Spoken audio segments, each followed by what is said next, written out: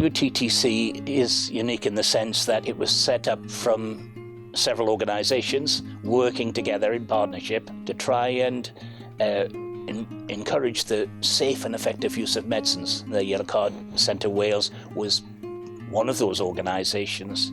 Together they developed ways of trying to improve the use of medicines in Wales, but also to ensure that medicines were appraised on the basis of whether they were clinically effective, in other words, worked well in patients, or cost effective, so that they were good value for the NHS. So it was set up because of devolution in Wales. The Welsh Government was given responsibility for the NHS in Wales, and therefore had to ensure there was a strategy for dealing with these medicines. So they set up a task and finish group which would take on this role, and that was the All Wales Medicine Strategy Group. Now, the All Wales Medicine Strategy Group was a committee and an important one, but in order for AWMSG to do that work, it needed the support of health professionals, and that's when we offered that support, and that support was accepted.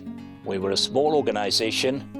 Initially, the medicines that we appraised or assessed were relatively few, and they were often high-cost medicines, particularly those for small groups of people with rare conditions. So-called ultra-orphan medicines were used in those circumstances. So we developed a process with a lot of discussion and collaboration with the Scottish Medicines Consortium, which started at the same time, to ensure that there was a transparent process for the assessment of medicines. And so we looked at a small number of medicines and made some difficult decisions on medicines which NICE wasn't looking at, and Wales needed decisions to be made. That process went well, and slowly but surely over the years, the number of medicines that we appraised grew, and so the organisation had to grow in order to deliver that work stream. Also, of course, medicine management, or what's now called medicines optimization, became more and more complex as we saw the rise in multimorbidity.